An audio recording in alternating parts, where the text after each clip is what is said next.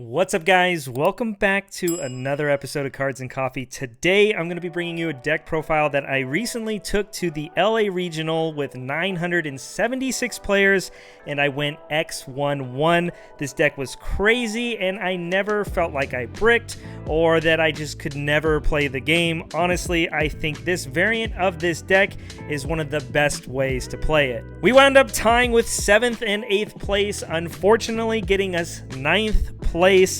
Nothing really to be ashamed of with 1,000 people, but unfortunately we did not get the match. But before we get in all that, please go grab yourself a cup of coffee or something. That way you guys can sit down and tune in. Let's do this.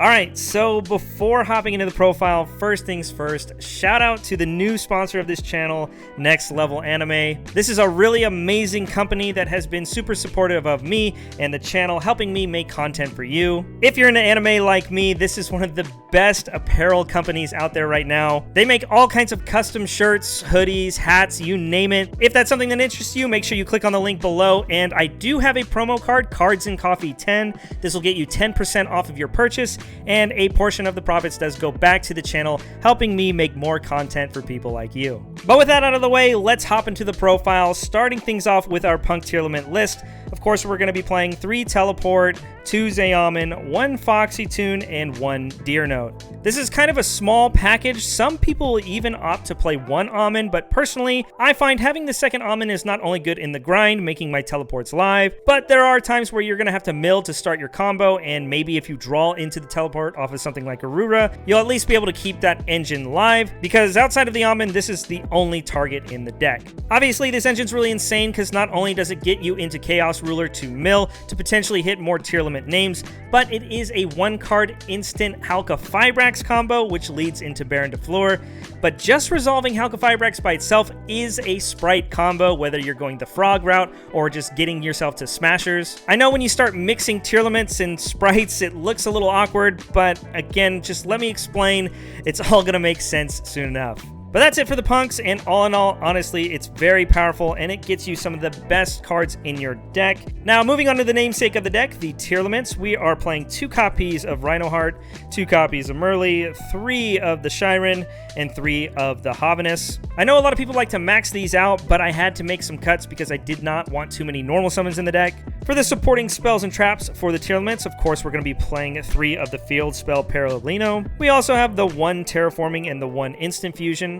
Very great cards for the deck. And finally, of course, 2 of the Suluk, just an amazing trap card for the deck, not only putting up great negations and helping you search cards, but it also helps you play around Dark Ruler no more when you get into your Kaleido Heart, not only helping you spin cards and negate effects, but then bringing it back and being able to dump cards as well. It's pretty insane and can really just rebuild your board after it gets interrupted. That's it for the Tearlaments, and moving on to our next engine, we're going to get into the supporting level 2s. Starting things off, we are playing 3 copies of Swap Frog with 1 Ronin Tonin. This might seem a little weird because it is a normal summon, but we do have Rhino Hearts and of course other frogs to discard. If I'm completely honest, this is just a glorified Sprite deck that has an insane ability to fusion summon as well. And like I mentioned, once you get to Halka Fibrax, it's basically full Sprite combo alongside whatever else you can establish along the way. So while not everybody plays the frogs, personally this was my favorite engine in the deck because having the reoccurring Ronin also adds a lot to the grind game. Now, like I mentioned, we are playing some Sprite cards, so we have 1 Sprite Blue, 1 Sprite Jet, and the 1 Sprite Red. This probably looks really weird, and initially I thought this was going to be very awkward to play with, but just by adding this engine alongside my 3 starter and my smashers, this deck became so toolbox. There was very little game states this deck could not play through. Starter does lock you into 2s, so you just want to make sure you save that for the end of your combo, but if ever you open this card, it means you can be super aggressive, and then even if you get Nibiru'd, you know you can go starter into your full Sprite combo. Again, it seems weird because it's a Tearlament deck, but this plays so much closer to a Sprite deck. It's honestly so funny how it plays out. Plus, there's a lot of times when you're milling all these cards, you'll hit the frogs by accident. So when you go into your gigantic play, instead of bringing out a frog, you can bring out a blue instead, making it to where you can get Jet and then get yourself a starter so you can interrupt with red after a Dark Ruler. But of course, for me, the MVP the entire 10 rounds of this huge regional was Sprite Smashers. This was a great interruption, but primarily this card outed so many Mystic Minds, so many Rivalry of Warlords, and so many cards that just could not be targeted. This card put in so much work, and this little engine answers so many issues with the deck. Now, in case you aren't aware, the way we're getting into our level 2 engine off of resolving our P.U.N.K 5-Rex combo is with our Plague Spreader Zombie. One of the more popular cards right now is Necro Shinobi, I believe is the name, but personally I think Plague Spreader Zombie is way better in this deck. Yes, you have to top deck a card, but the beautiful thing about this is once you bring it out off of your P.U.N.K 5-Rex and then go into Baron to Floor, once you top deck a card for the Plague Spreader and use it with the P.U.N.K to make Gigantic Sprite, the Plague Spreader won't banish itself because, well, it's an Exceed material now, giving you that much more follow-up for the turn after. Again, that's really what the theme of this deck was. Put up crazy Omni Negates and unbreakable boards while also offering insane follow-up for the turn after. After the Plague Spreader, we did play one more tuner. We played Destrudo. This card's insane. One of the best cards to mill and a great card to draw as well, being an extender, giving you access to P.U.N.K 5-Rex. Or if you have Havanus on the field, you can make it a level 4, giving you access to Chaos Ruler if you have Shyren or Rhino Heart or anything of that nature. Plus, it also gives us access to a really amazing extra deck card that we play, but we'll talk about that in a sec. For the last monster in the deck, we played the one Fairy Tale Snow. Obviously, if you draw it or you mill it, this card's really insane, but we do play an extra deck card to help us get access to it. Personally, in my opinion, this is one of the best cards in the game right now, so if your deck can play it, you definitely should. After that, we have some board breakers and going second cards. We are playing 3 copies of Super Poly, 3 copies of Dark Ruler More, and a Called by the Grave. Basically, most decks in the meta right now are playing this, so I really don't think I need to explain this, but since we're not playing hand traps, we want to go with board breakers, and these are obviously just the best ones in the game right now.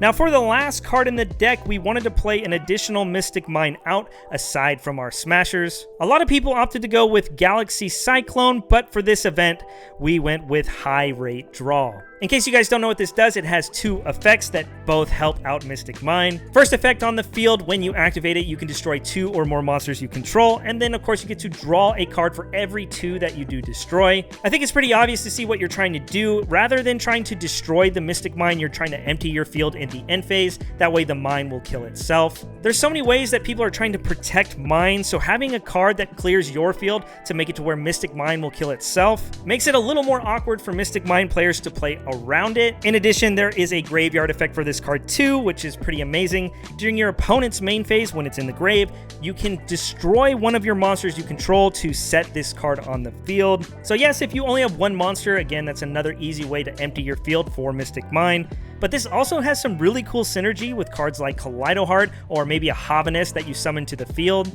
Being able to pop any of your Tearlaments, use its effect, maybe you use Kaleido Heart, summon itself back, you'll get to spin a card and then dump another name to make another fusion summon into something like Dracostopelia. This card actually acts like a combo piece where Galaxy Cyclone, you know, it can out Rivalry, which is something that is notable. But again, we do play Smashers, so we have that out in deck as well. But all in all, this card was very clutch and did a lot for me, combo's sake, and of course, outing mine.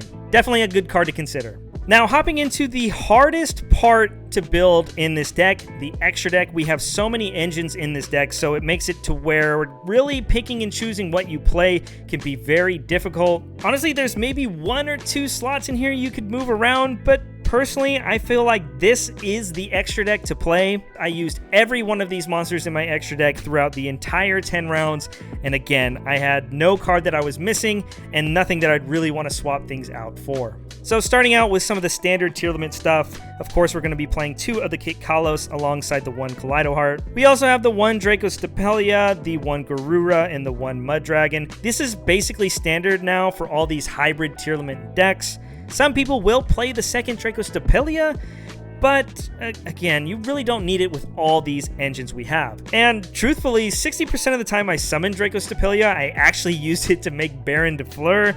So again, I didn't really need a second, but that's definitely a strong consideration to add to your deck. Moving on to the synchros, of course, we're playing the Baron de Fleur. Like I said, you turbo this out turn 1 if ever you have access to your punks. And of course, just like I mentioned, we can make it with Dracostapelia, so you don't always have to see your punk cards to be able to get into this card. We have the one Chaos Ruler, of course, just everything that we're trying to do with the punks or with Destrudo. And probably one of the best cards in the extra deck this week was Shooting Riser Dragon. No curious, but this is the way we're getting into Snow. I'm sure by now most of you are familiar with how the punk combo works. You'll go ahead and summon Chaos Ruler, and then you'll use the Deer Note to bring back Almond. That's Halka-Fibrax right there, but if you have access to a level 4, ideally Sheeran, you're able to use that and the Almond to make your Riser, dump the Snow, and then of course now you can go into Halka-Fibrax with the Chaos Ruler from there. I did this so many times, it is so crazy that we get access to Snow that easy. And again, if you mill the Snow throughout your combo and you don't need to go this line, then you can just use those level 4s to go into something else, like maybe Abyss Dweller. Now, hopping into the links, I've mentioned it a few times. Halka-Fibrax, very insane for this deck. It really ties all these engines together. This really is the bread and butter of this deck. Another reason for this card to get banned. Whether you're setting up synchro plays or getting into your Sprite combos, this really does it all. And yeah, it does take up an extra deck slot, but trust me, it just solves so many problems with this deck. For the next Link monster, and really the last one we're playing, is 2 copies of Sprite Elf. A lot of people are playing 1, but since we have so many combos that lead into this card, I find myself going into 2 pretty frequently, whether it's in the grind or in the combos trying to break boards. So again, we're milling Tears, we're getting all these fusions, we're going Halka-Fibrax with Chaos Ruler, we're setting up Baron, we're setting up Sprite combos, we're making ourselves gigantic Sprite. That way we can get our Toad and our Elf, maybe get our Smashers. This deck just snowballs out of control, and the advantage it generates is super unfair. And again, having access to these Sprite cards just solves so many issues with the deck. Like I mentioned, we have the Toad, of course, one of the great things to go into first turn. More times than not, Toad is the better play, but when you have an Abyss Dweller line, the last thing you want to do is throw Toad out there because now Super Poly's live. Abyss Dweller is basically an FTK in the mirror match, so the last thing you want to do is give your opponent hope and leave 2 waters out there for Super Poly. But again, it's no problem because if we have that line, then we're just going to go the Smashers line instead. That's it for the extra deck. Nothing too crazy for the most part, but honestly, just looking at this, and I'm sure you guys see it too, this extra deck is super tight. Now, in my profiles, I don't always showcase my side deck, but since this is what I took to the regional, I figured I might as well show you. Starting things off, we played 3 copies of Cosmic Cyclone. I respect the heck out of Runic, and I did get matched up against 2 of them. This card's obviously really good at picking out back row, but also hitting the field spell is very important. But in addition, this outs so many floodgates in the game. So whether you're hitting Mystic Mines or Rivalries, or of course, like I mentioned, the field spell for the Runics. But yeah, I don't know how many times Cosmic Cyclone saved me. It was at least 2 or 3 games. The card's insane. After that, we played 3 copies of Droll and Lock Bird. Very good against the Danger variant of this deck, but also it has application against stuff like Fluander Rees, which I actually played 3 of them at this regional, which was horrifying, and I got shifted left and right. But again, with a card like Droll and Lock, it does buy you more turns, and thankfully we're playing the Sprite engine, so even after we get shifted, we really don't care that much. One of the scariest things to go up against is Dweller, so the best way that we have found out to counteract that is really just play hand traps that really prevent Dweller from hitting the field. So first being 3 copies of Nibiru. Really, these Danger Tearlament decks rarely put up Omni Negates aside from this build. So being able to wait for your opponent to do everything that they're trying to do and then nib them in the end. Sure, they might get something to trigger like Kaleido Heart, but man, if I get Dweller off the field, chances are we're going to be going crazy. Another card that I side decked was the 3 copies of Ghost Reaper and Winter Cherries. Again, just another card to deal with Abyss Dweller, but also in the mirror match you can hit Kit Kalos and Kaleido Heart and any of the other fusions that you play. But another neat thing is since we have the Sprite cards in our deck, we can also pick apart those cards in the Sprite matchup. Again, what you see in front of you isn't anything revolutionary, and what we wanted to accomplish with the side deck, this actually worked out perfectly. For the last 3 cards in the deck, first was the Red Resonator. There's no need to really explain this card, but just know this saved my butt at least 3 times. This card is insane, and you have 3 or 4 easy lines to get into Gigantic Sprite. So by putting up these Toads and putting up these Barons all before getting into your Gigantic Sprite play, makes it to where when you summon this card from your deck and have it pointed to by Elf, they're going to need something like 3 hand traps to make sure that doesn't resolve. Red Resonator, for me, MVP hands down. It's pretty crazy. The last monster in my side deck was 1 copy of Spell Canceller. This was another thing we could dump off of Shooting Riser, which was pretty dang crazy.